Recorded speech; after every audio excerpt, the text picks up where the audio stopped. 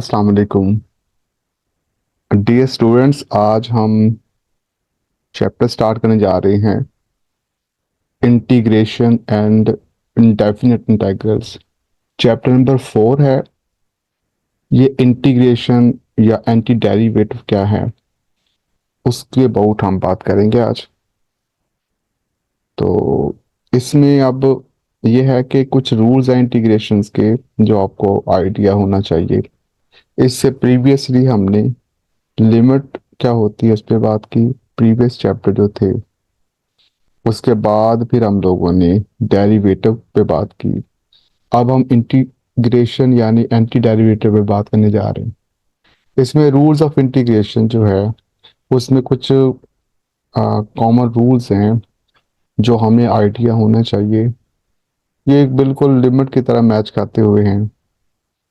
Limit किससे match करते हुए हैं, जैसे फॉर एग्जांपल फर्स्ट रूल है इसका 4.1। कांस्टेंट फंक्शन अगर दिया गया हो तो आप कांस्टेंट फंक्शन पे क्या करते हैं, इंटीग्रेशन कैसे करते हैं। एंटी डेरिवेटिव भी कह सकते हैं, इंटीग्रेशन भी कह सकते हैं। इंटीग्रेशन का ये साइन होता है ये वाला, ठीक है। तो यहाँ पे ये मेंशन किया इसको। आप इसका इंटीग्रल पढ़ेंगे, ठीक है, और इंटीग्रेशन भी पढ़ेंगे इसको। तो ये के यहाँ पे अगर कांस्टेंट हो तो कांस्टेंट पे इंटीग्रेशन अप्लाई नहीं होता, मतलब ये कांस्टेंट बाहर आ जाएगा फंक्शन से, ठीक है। तो फिर इंटीग्रेशन रह जाएगी इंटेग्रल और इसके साथ डी ऑफ एक्स, जिस ऑपरेटर के लिहाज से आप इसको इंटीग्रेशन करने जा रहे हैं। इंटीग्रेशन करनी है एक्स के लिहाज से, तो इसकी इंटीग्रेशन क्या होगी। देखिए डेरिवेटिव इंटीग्रेशन या एंटी डेरिवेटिव इसे कैंसिल करेंगे तो आपको जस्ट ये करो डी और इंटीग्रल साइन को खत्म कर देगा, जब एक्स ही बचेगा ना। सिंपल वर्ड में यहाँ पे 1 है, ठीक है। आप देखिए इसकी पे इसका आंसर क्या आना चाहिए। एक्स के लिहाज से तो इंटीग्रेशन की एक्स आएगी, अगर वाई के लिहाज से होगी तो वाई आएगा, अगर जी के लिहाज से होगी तो जिस एक्स का डेरिवेटिव 1 होता है 1 के इंटीग्रेशन क्या होगी, एक्स होगी, है ना। एंटी डेरिवेटिव की बात हो रही। या हम इसको ऐसे भी कह सकते हैं डी से इंटीग्रेशन खत्म होकर एक्स बच गया, ऐसे कह लें, राइट। तो ये भी कांस्टेंट बाहर आ जाएगा इंटीग्रल से, तो एक्स बचेगा और फिर इसके बाद कांस्टेंट ऑफ इंटीग्रेशन लगाया जाता है, कैपिटल सी लगाएंगे हम लोग, ठीक है। फर्स्ट जो एग्जांपल है इसमें 5 dx दिया, 5 बाहर आ जाएगा चूंकि एक कांस्टेंट है, के तौर पे ले लें इसको हम। तो फिर अब इंटीग्रेशन क्या, डेरिवेटिव इंटीग्रेशन साइन डी जो है और इसके साथ इंटीग्रल वाला साइन जो इंटीग्रेशन का, और डी डेरिवेटिव वो कैंसिल हो गया ना, तो एक्स बचेगा। मतलब ये ऐसे लिखा जा सकता है 5 integration with respect two of course D x के लिहाज से, राइट। अब ये हमें क्या आंसर देगा, इसका आंसर आएगा एक्स के लिहाज से तो एक्स आ जाएगा ना, और 5 ऐसे ही आ जाएगा, प्लस कांस्टेंट इंटीग्रेशन है तो सी लगा लें यहाँ पे, राइट। ये इसका आंसर आएगा, राइट। अब देखिए अगले वाले में भी ऐसे ही है, -2 जो है वो कॉमन आ जाएगा बाहर। कॉमन तो नहीं, वैसे कहीं बाहर लिख लें इसको, कांस्टेंट है। और इधर 3 स्क्वायर रूट है उसको बाहर लिख लें इंटीग्रल से। इधर 4 में कांस्टेंट है 0, तो 0 तो सारी बात है, आप 0 को बाहर लिख लें, फिर आपके पास एक्स आएगा, लेकिन मल्टीप्लिकेशन के बाद एंड ऑफ द डे क्या होना उसमें, 0 ही हो जाना, ठीक है ना। तो ये आपकी आपको क्लियर कर देंगी इस फर्स्ट रूल के बारे में। तो फिर क्या है फर्स्ट रूल, कि अगर कांस्टेंट हो तो उसको इंटीग्रल से बाहर लिखते हैं, और जिस वेरिएबल के लिहाज से आप इंटीग्रेशन करने जा रहे होते हैं तो वो ही आ जाएगा। एक्स के लिहाज से तो एक्स आ जाएगा, वाई के लिहाज से तो वाई आ जाएगा, जी के लिहाज से तो जी आ जाएगा, ठीक है ना, जो सभी इंटीग्रल यूज करने जा रहे हो। सेकंड रूल है इसका कि आप पावर रूल कहते हैं इसको, राइट। अगर फंक्शन दिया गया है जैसे एक्स है दिया हुआ, अब इसकी कुछ भी पावर हो, वट एवर एन कुछ भी हो, ठीक है ना, बस n इज इक्वल टू -1 नहीं होना चाहिए, उसके अलावा कुछ भी हो। ठीक है, यहाँ पे लिखा हुआ भी है can does not equal to -1, right. क्योंकि जब -1 आता है तो उसकी इंटीग्रेशन और होती है, वो नेक्स्ट रूल में बताता हूँ आपको। अभी के लिए अब ये करेंगे n -1 नहीं होना चाहिए, इसके अलावा कुछ भी हो। तो फिर अब जब इसकी इंटीग्रेशन करेंगे तो इसका मेथड क्या है, किसके लिहाज से इंटीग्रेशन करने जा रहे हैं, डी ऑफ एक्स के लिहाज से, राइट। तो इसको कोई भी फंक्शन जो है ना वो उसको ऐसे लिख ले, उसकी पावर जो होती है, उसकी पावर जो n है यहाँ पे उसमें +1 करें ऊपर, और यही पैरामीटर जो है n+1 जो किया है वही नीचे लिखते होते हैं, पावर n+1 ऐसे, राइट। और प्लस कांस्टेंट इंटीग्रेशन आना चाहिए तो इधर c आ जाएगा फिर। ये इसका आंसर आना चाहिए, इसको पावर रूल कहते हैं, इसके अकॉर्डिंग ही आप लोगों ने कोई पावर रूल को अप्लाई करना। चले हम इसके एग्जाम्पल देख लेते हैं। अब x की पावर कितनी है, एक्स स्केयर लिखा हुआ, कुछ भी पावर हो -1 ना हो, तो आप क्या करेंगे, पावर में एक ऐड करेंगे, तो -2 है तो क्या लिखेंगे इसकी पावर, तो x वैसे लिख लेंगे, 2 -1 नहीं होना चाहिए, इसके अलावा कुछ भी हो तो ये 2 है, और +1 करें इसके ऊपर, और बटे में भी वैसे लिखें 2+1, ये कितना आंसर, और प्लस कॉन्स्टेंटिकेशन c आएगा, तो ये आएगा x⁻³ बन गया, ये रिजल्ट आएगा। ऐसे ही इधर -3 लिखा हुआ है, तो -3 इसकी पावर क्या है, -3 है, तो -3+1 करें तो -2 बनेगा, ऊपर लिखा हुआ वही नीचे लिखा जाएगा, प्लस कॉन्स्टेंटिकेशन c लिखा जाएगा। अब देखिए इस ये x की जजर है मतलब, तो इसको आप 1/2 लिख लें, है ना। और 1/2 में जब 1 ऐड करेंगे तो 3/2 ऊपर, और वही सेम नीचे लिखा जाएगा, राइट। और इसको c कांस्टेंट इंटीग्रेशन के तौर पे लिख लें, और बाकी इसको एडजस्ट कर लें, इसको रिवर्स कर दें, है ना, ऊपर लेके जाएंगे तो 4 देखें। अब 2 कांस्टेंट इसको बाहर लेके आना चाहिए मुझे, कांस्टेंट को, है ना। और x3 पे इंटीग्रेशन जो है वो ऑपरेटर जो लगा देंगे, तो जब लगाएंगे तो वो x⁴ ऊपर और 4 नीचे आ जाएगा, और ये 2 से कट कैंसिल होने के बाद 2 4 जो है कैंसिल होंगे ना, तो नीचे 2 बच जाएगा, तो ये आपके पास रिजल्ट आ जाएगा। तो जैसा मर्जी फंक्शन हो, आप उसकी पावर में क्या करते हैं, एक ऐड करते हैं, फाइंड, और वही पावर में नीचे एक ऐड करके बटे के नीचे लिख देंगे, सही है। तो ये इसकी इंटीग्रेशन हो जाएगी, और प्लस कॉन्स्टेंटिकेशन c लिखा जाएगा। इस तरह के जैसे मर्जी क्वेश्चन लो आप इसको अप्लाई कर सकते हैं इसे, राइट। बट एक चीज है, n इज इक्वल टू -1 नहीं होना चाहिए, अगर -1 हुआ तो आपको लॉग में ले जाएगा, वो नेक्स्ट रूल आ जाएगा उसमें बताता हूँ आपको, राइट। ये देखिए, कहता है constant multiple of a function, मतलब कांस्टेंट भी हो और फंक्शन के साथ मल्टीप्लाई हो रहा हो, ऐसे जैसे ऊपर में भी पढ़ाया वो था 2x के समथिंग था, इधर ऊपर अभी एग्जाम्पल 4 में हमने किया है ना। तो 2 को बाहर ले आए थे, बिल्कुल ये 2 जो है वही कांस्टेंट है, इसको बाहर ले आए, इधर x² हो, x³ हो, वट एवर वैल्यू, है ना, आप उसमें पावर रूल लगा के जैसे पहले लगाते हैं उसको अप्लाई करते हैं।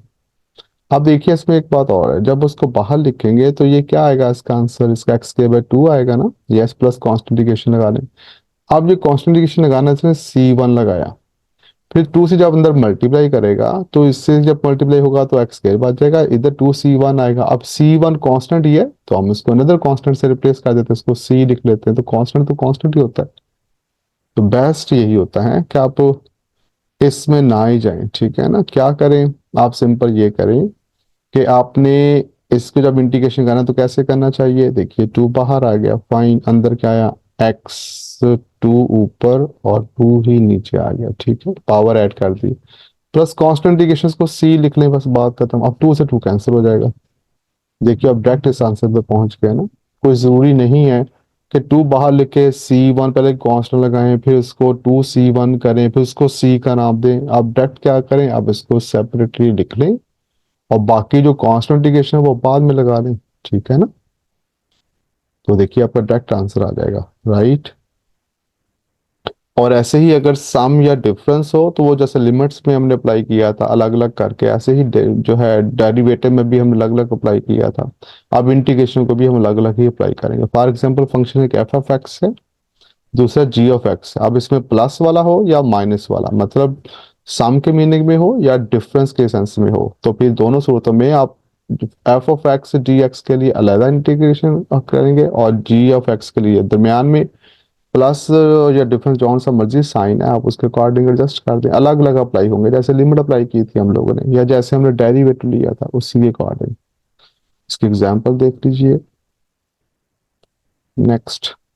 इसमें अभी मैंने सम और एडिशन के बारे में जो बताया है उसके अकॉर्डिंग देखिए, कहता है इंडेफिनिट इंटीग्रल जो है सम हो या डिफरेंस हो, है ना, राइट। हम उसको इंडेफिनिट इंटीग्रल में कुछ ऐसे कर सकते हैं कि 2x+4 है तो 2x पे लगा और +4 पे लगा। ओके। अब हमने ये भी पढ़ा कि 2 कांस्टेंट है, बाहर आ जाएगा, जो हमने फर्स्ट रूल आपको पढ़ाया, ठीक है ना। ऐसे 4 इधर से बाहर आ जाएगा तो इधर से x² आएगा, इसके लिए जस्ट आपके पास क्या आएगा, x आएगा। 4 बाहर पड़ा तो 4x बनेगा। तो इसका आंसर आप डायरेक्ट इधर पहुंच चुके हैं यहाँ पर। ये करने की जरूरत नहीं है। क्यों नहीं है? क्योंकि इसमें जब उसने पहले इंटीग्रेशन की ना, पहले में तो C1 कांस्टेंट लगाया, फिर इस इंटीग्रल को जब वैल्यूएट किया तो 4x+C2 इसके लिए लगा दिया। कांस्टेंट ऑफ इंटीग्रेशन लगाना होता है ना। अब C1 C2 का दोनों को ऐड कर दूं मैं ऐसे, तो इसको मैं एक अनदर कांस्टेंट C3 या C का नाम दे दूं, क्या फर्क पड़ता है? तो जैसे मैंने आपको प्रीवियस बताया था कि इंटीग्रेशन कर लें और बाद में आप इंटीग्रेशन कांस्टेंट को आप बाद में ऐड कर लें, यानी डायरेक्ट ये लिख लें और ये बिल्कुल सीधा सीधा स्टेप हो जाएगा। यानी C1 C2 लिखने की जरूरत नहीं है, ऐसे लिखने की जरूरत नहीं है।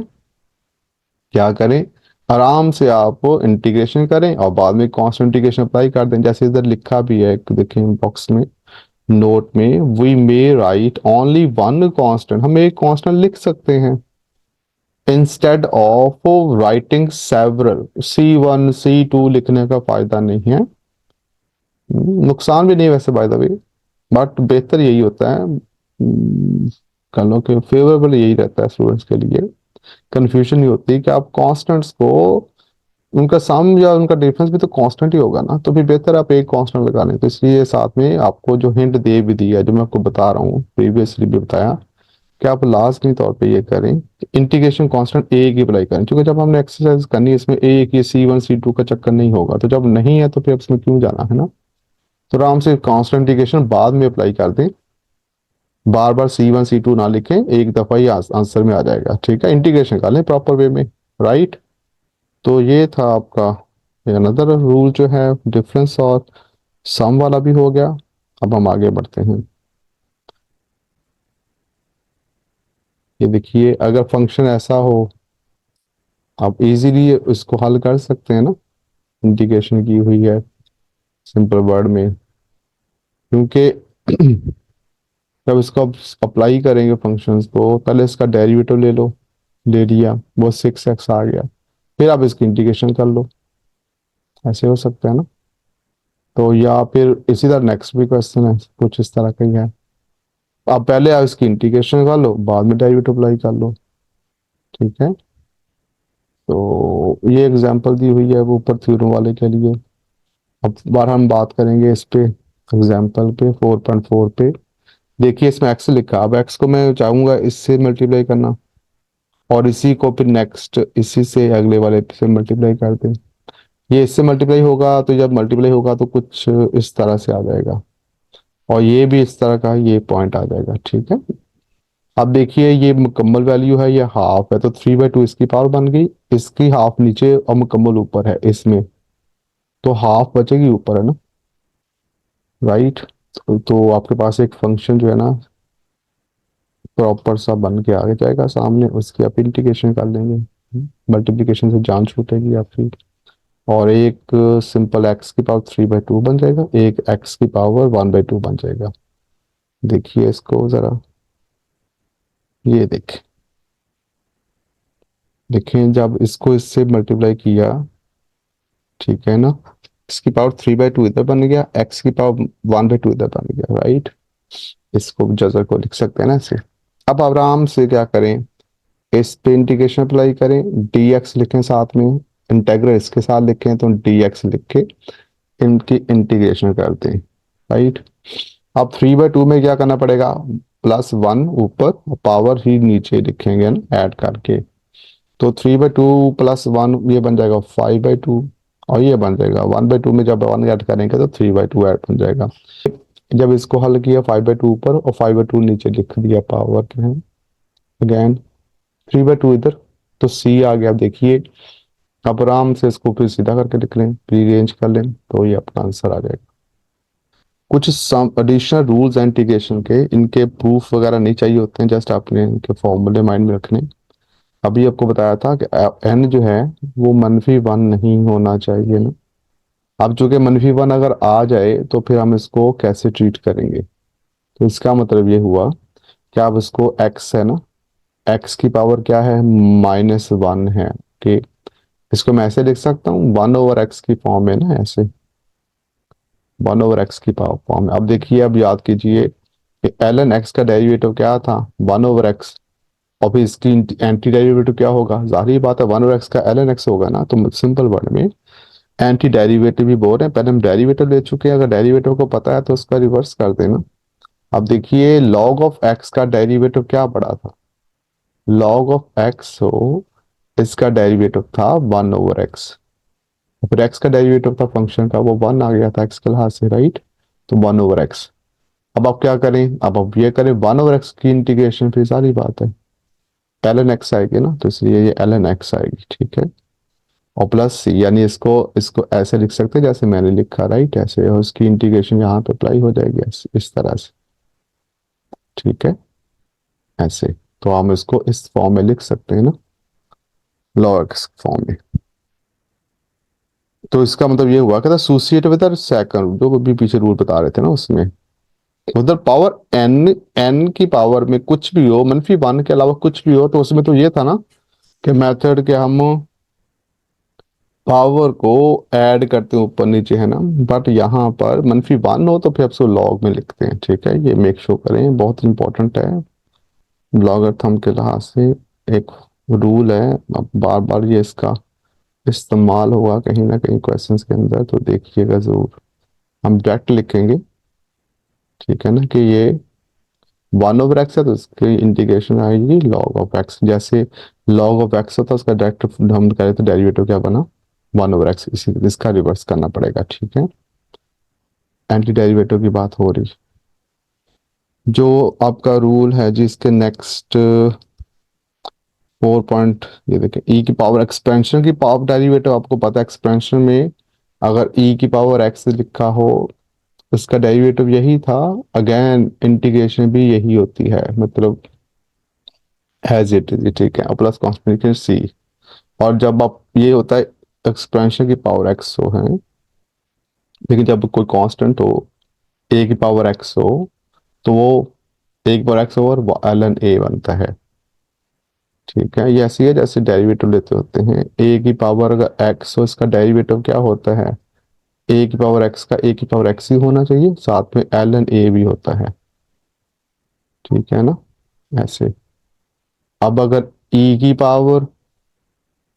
पावर एक्स हो तो इसका डेरिवेटिव क्या था, इसका भी ऐसे था, ई की पावर एक्स का ई पावर एक्स ही होता है, और इसके साथ log ऑफ ई होता है, नेचुरल लॉग, है ना।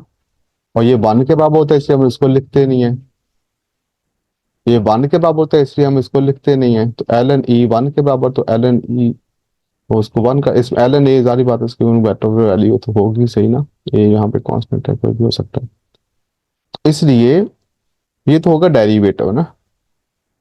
तो डेरिवेटिव लिया हुआ फंक्शंस का हम ऐसे लेते हैं, लेकिन जब हम एंटी डेरिवेटिव की बात करते हैं इंटीग्रेशन की, तो फिर उसमें बटे के नीचे ln ए आ जाएगा, और ए की पावर एक्स उधर भी तो आएगा, e की पावर एक्स के बटे में ln ई, लेकिन वो ln ई 1 होगा, तो दैट्स वाई नहीं लिखा गया, सही है।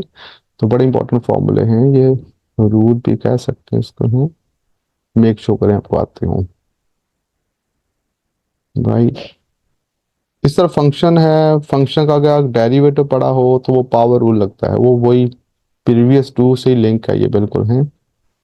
उसमें भी कुछ ऐसा ही किया हुआ है। देखिए पहले में क्या लिखा, 3x-1 ये फंक्शन हो गया, एफ एक्स हो गया।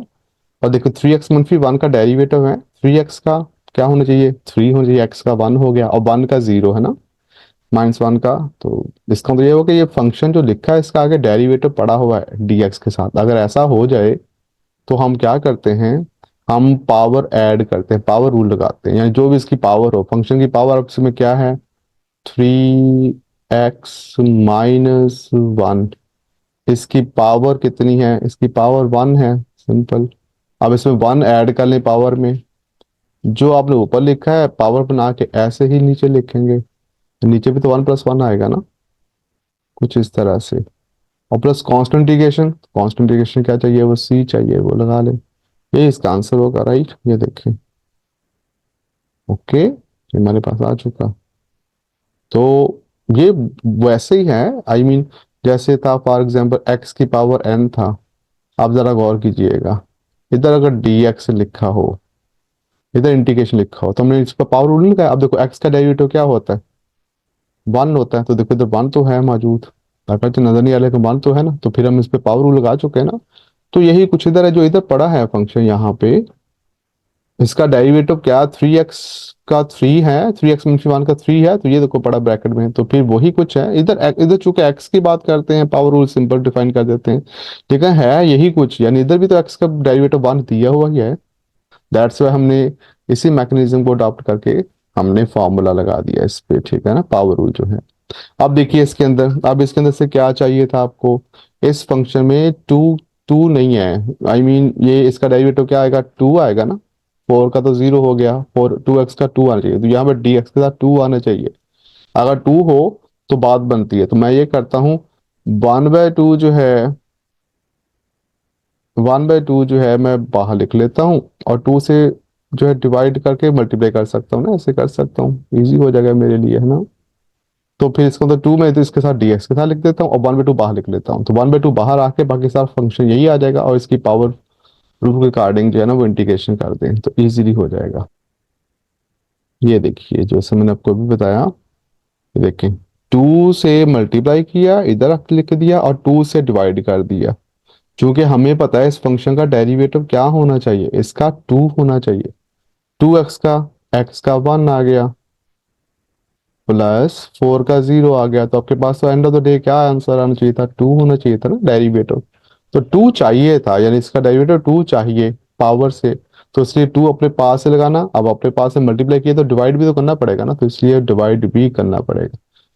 ठीक है, अब बड़े आराम से ये बन चुका है, ये फंक्शन, ये उसका डेरिवेटिव। तो फंक्शन के साथ डेरिवेटिव पड़ा हो तो सिंपल पावर रूल लगा के इसकी इंटीग्रेशन कर देते हैं। अब इसमें देखिए, इसके अंदर इस फंक्शन का क्या डेरिवेटिव पड़ा है, आगे देख लें। इधर क्या होना चाहिए, इसका डेरिवेटिव होना चाहिए, जो पावर को छोड़ दें, जो भी हो पावर, पावर से हमें कोई लेना देना नहीं है, जस्ट अंदर देखिए फंक्शन ये है।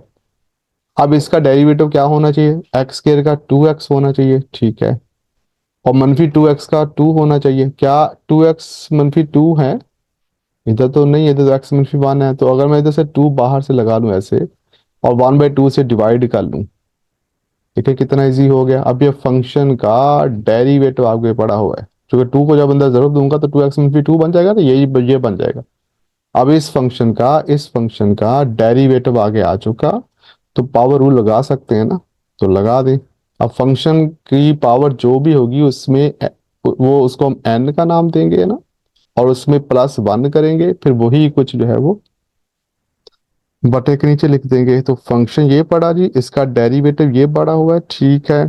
तो अपने पास से 2 से मल्टीप्लाई किया, 2 से डिवाइड किया, यहाँ पे आ गया है ना। अब इसको अप्लाई कर दें तो फंक्शन के साथ एडजस्टमेंट हो चुकी है, ठीक है। तो ये जो नीचे लिखा है ना बटा सब लगा के, अब ये बताने के लिए है, आप लोगों ने नहीं लगाना, सिर्फ आपके समझने के लिए है। आपने वो उसको पेपर में नहीं मेंशन कर देना लिखते हुए, क्योंकि वो तो एक एग्जाम्पल है समझाने का तरीका, कि यहाँ पे इस फंक्शन को कैसे लेना है, आई मीन टू से आपने ये जो लिखा ना इतना, ये ब्रैकेट, ये जो ब्रैकेट का, सॉरी, ये जो बटे में लिखी वैल्यू ये वाली, ये आपने नहीं लिखनी, आपके समझने के लिए है इतना हिस्सा, ठीक है। आपके पास ऑपरेटर यही वाला है, इतना हिस्सा ऊपर वाला ही, ठीक है, नीचे वाला नहीं है, ये बॉक्स वाला नहीं लिखना आपने। तो देखिए अब इसकी पावर एक ऐड करें 5 में तो 6/6 आ गया ना। देखो कितना इजी क्वेश्चन हो गया। सी कांस्टेंट, देखो सी बाहर नहीं लिखा जैसे मैंने आपको समझाया था रूल समझाते हुए कि आप सी बाहर लिख लें बाद में, पहले आप इसकी इंटीग्रेशन कर लें, ठीक है ना। तो अब इजीली जो है वो क्वेश्चन हो सॉल्व हो जाएगा। जो इसका 4.8 है रूल, उसमें देखिए वो फंक्शन की पावर हो, अगर ई की पावर हो एफ ऑफ एक्स, तो इसका अगर डेरिवेटिव हो तो सारी बात है हम उसको वैसे ही लिखते हैं, वही ई की पावर एक्स का ई की पावर एक्स ही होता है और एक्स का 1 होता है, वही है।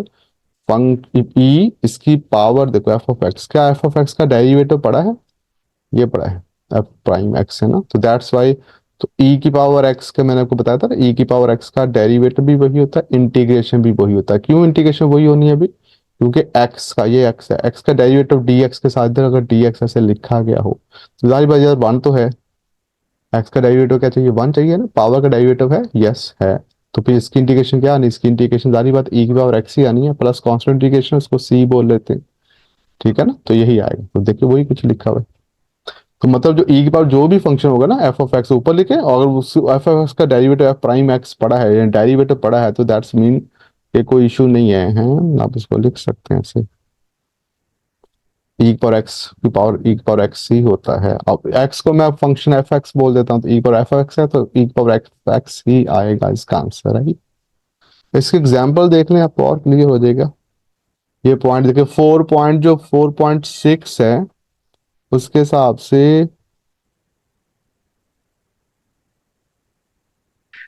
4.6 है, तो इस पे अप्लाई कर दे। देखिए अब देखें ई की पावर एक्स स्केयर है ना, क्या एक्स स्केयर का डेरिवेटिव पड़ा है 2x, ये देखो पड़ा शुरू में, मल्टीप्लीकेशन ही है, इसको रीअरेंज कर लें, ये dx के साथ लिख लें, मतलब इसको dx के साथ इधर लिख लें।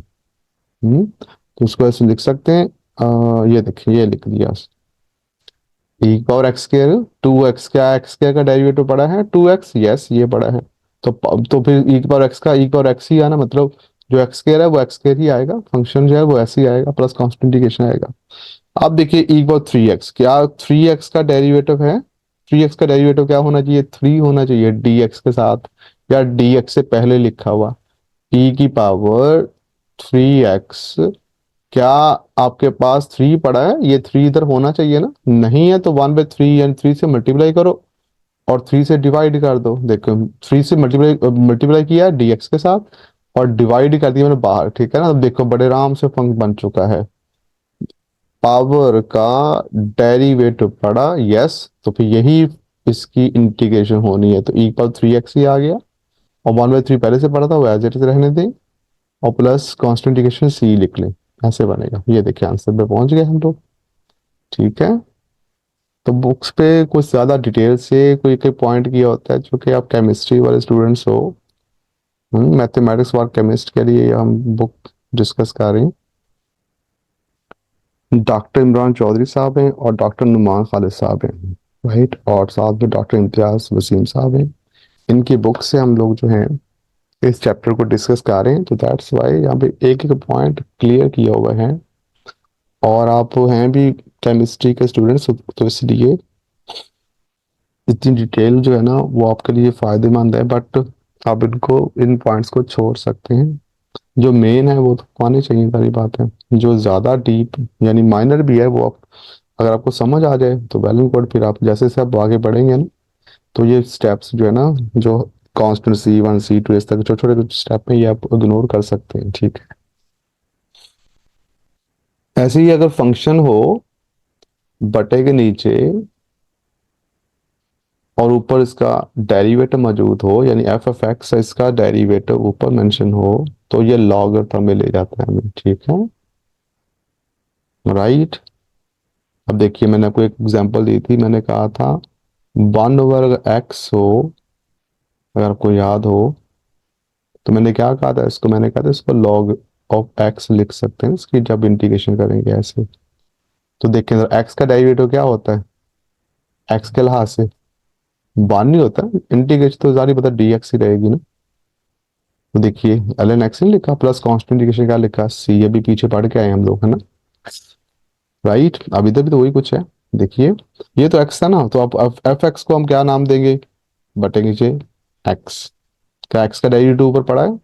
1 पड़ा है। यस, एग्जाम्पल भी होगा इसके साथ है ना, यानी इसी उसी रूल को थोड़ा सा और ज्यादा जो है ना गुड वे में लिखा हुआ है। देखिए, अब 4.7 है। अब देखिए एक्स के -2 नीचे फंक्शन पड़ा है, ये देखिए। क्या एक्स के -2 का डेरिवेटिव ऊपर पड़ा है? एक्स के -2 का डेरिवेटिव क्या होता है? 2x होता है।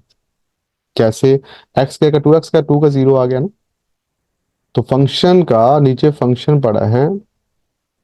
क्या फंक्शन का ऊपर डेरिवेटिव पड़ा? बिल्कुल पड़ा।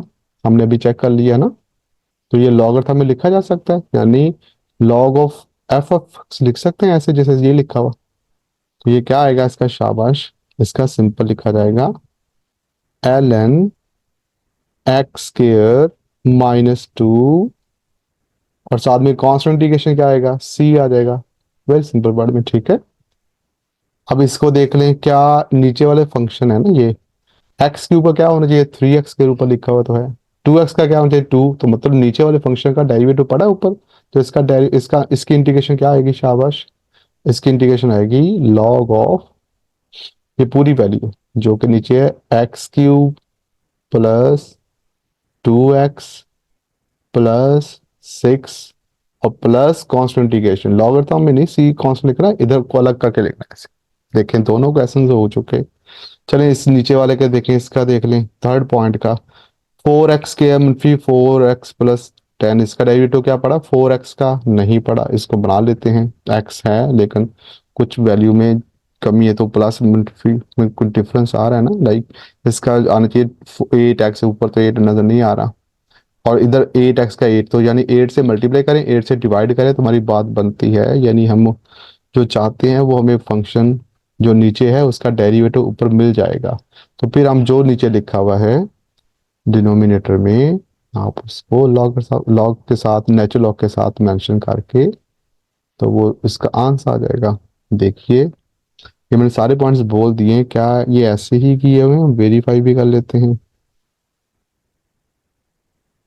ये देखिए, फर्स्ट फर्स्ट पॉइंट देखें, ये वाला फंक्शन का डेरिवेटिव यस मौजूद। ओके, ये भी जो फॉर्मूला पड़ा उसको लगा दें, आंसर आ गया। नेक्स्ट में सेम था, आंसर आ गया, ये रहा।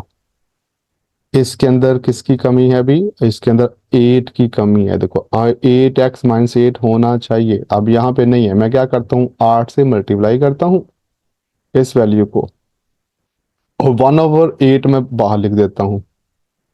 देखो अब आराम से फंक्शन, अब जब इसको हम मल्टीप्लाई करेंगे तो 8x - 8 बन जाएगा ना, तो लॉग के साथ इसका आंसर आ जाएगा। राइट, तो सारी एग्जांपल्स ये क्लियर हो रही।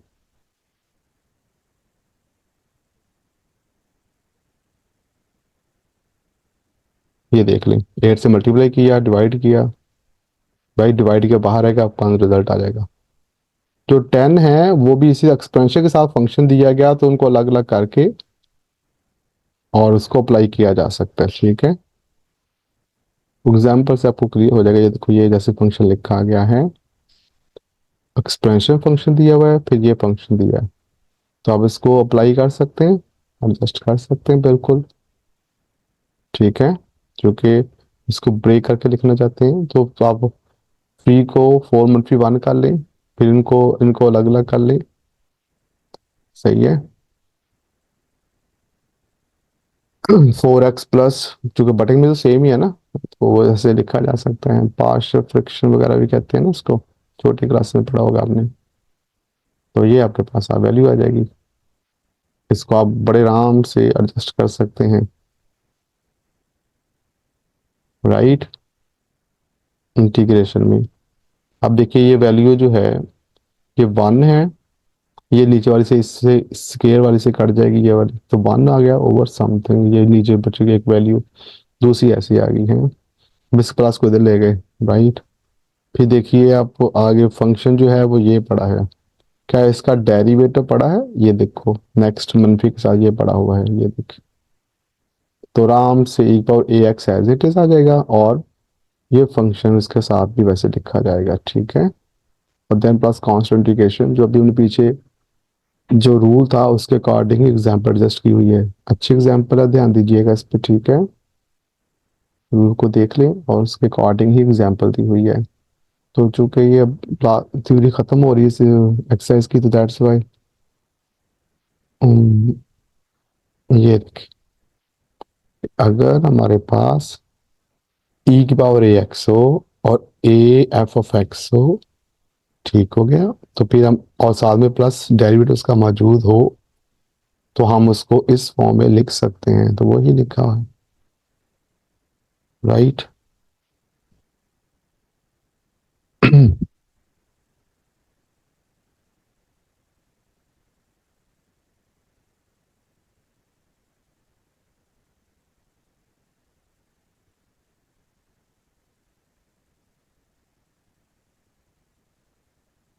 कुछ एंटी डेरिवेटिव ट्रिग्नोमेट्रिक फंक्शंस के हैं, वो आपने फिक्स करने हैं माइंड में, क्योंकि ये आगे जो है वो एक्सरसाइज में इस्तेमाल होने हैं। ट्रिग्नोमेट्रिक जो है ना फंक्शंस के हैं, साइन कॉस वगैरह के, ठीक है। इनका प्रूफ तो नहीं है आपकी बुक्स पे, जस्ट इसको आपने वैसे ही जो एफएससी करते हैं, नॉन मेडिकल वगैरह या आईसीएस वगैरह मैथ पढ़ते हैं, उन्होंने तो ये पढ़ा होता है सेकंड ईयर में, सारे प्रूफ भी इनके हैं। बट आपकी बुक में जस्ट इनके फॉर्मूले जो है ना वो डेरिवेशन नहीं है, इनके फॉर्मूले जो इंटीग्रेशंस वाली है ना वो आप लोगों ने याद करनी, राइट। फिर जौन से क्वेश्चन में जहाँ पे वो सूट करेगा वो फॉर्मूला आप लोगों ने टेबल जो है वो याद करनी। ऐसे ही ये हमारे पास एंटी डेरिवेटिव जो ट्रिग्नोमेट्रिक फंक्शंस के होते हैं, ठीक है ना, आपको ये भी आने चाहिए। और मीन वाइल आपको साथ साथ जो है ऐसे हाइपरबोलिक फंक्शन भी होते हैं, उनके लिए भी आपको टेबल जो होते हैं उनके वो आने चाहिए, ठीक है। तो वो सारे एक अपने टेबल जो है ना वो याद करने हैं। जैसे आपको इंपॉर्टेंट फंक्शंस हैं उनके भी आपको आने चाहिए। तो ये टेबल है, काफ़ी सारे दिए हुए, आपको एमसीक्यूज में भी आ सकते हैं, आपको वैसे भी आने चाहिए। जो कि इंटीग्रेशन जो है उसको क्लियर करने के लिए या उसको फिक्स करने के लिए इनका सारा कंसेप्ट आपको ये इनके फॉर्मूले ज़बानी आने चाहिए, ठीक है। अब टेबल 4.2 जो है उसी में काफ़ी आगे देखो, कुछ इंपॉर्टेंट फंक्शन मैंने को भी बोला, अब ये फिक्स हैं, इनको आपने ऐसे ही इनकी इंटीग्रेशन आपने ज़बानी याद करनी, ठीक है। जो क्वेश्चन आएंगे आपको दोबारा बता देंगे, सही है। बट आपने ये फंक्शंस जो है ना ये फॉर्मूले लाजमी याद करने, ठीक है। आगे इसकी बिल्कुल इसकी रिस्पेक्टिव जो है वो एग्जांपल्स भी दी हुई हैं, ठीक है ना। तो ये इसकी टोटल जो है इसकी थ्योरी थी, ठीक है, राइट। और इसके बाद इसकी एक्सरसाइज एग्जांपल नंबर जो 4.11 है, देखें इसको रैशनलाइज करके मेंशन करके फंक्शन को जस्ट करके वही जो फॉर टेबल दिए उनके फॉर्मूले लिखे हुए हैं। जैसे फॉर एग्जांपल आप वो यही देख लें। अब इसकी ये फंक्शन जो है इसकी इंटीग्रेशन पीछे टेबल में दी हुई है, ये साइन इनवर्स की होती है, देखिए। ये सूटेबल है किसके लिए, वो पावर रूल जो पड़ा था वो लगी हुई है, ठीक है। और इसका आंसर लिखा हुआ है। अभी जो रूल पड़े हैं वो रूल सभी चैप्टर में घूमेंगे, ठीक है। दैट्स वाई आपने इसको फिक्स करना। तो ये इसकी थ्योरी थी जो 4.1 और वैसे भी चैप्टर इंटीग्रेशन के लिए करने से पहले ये आनी चाहिए, ठीक है। तो ये देखिए ऐसे ही टेबल के जो फॉर्मूले हैं वो आपने करने हैं लास्ट में, ताकि चैप्टर में आपको आसानी रहे। आसान है, बट जब आप इस पे की प्रैक्टिस करेंगे, इनको बार बार लिख के देखेंगे, फिक्स करेंगे, तो ही पॉसिबल है आपको, ठीक है। आज के लिए इतना ही, नेक्स्ट लेक्चर में हम लोग इसकी एक्सरसाइज डिस्कस करेंगे। अस्सलाम वालेकुम।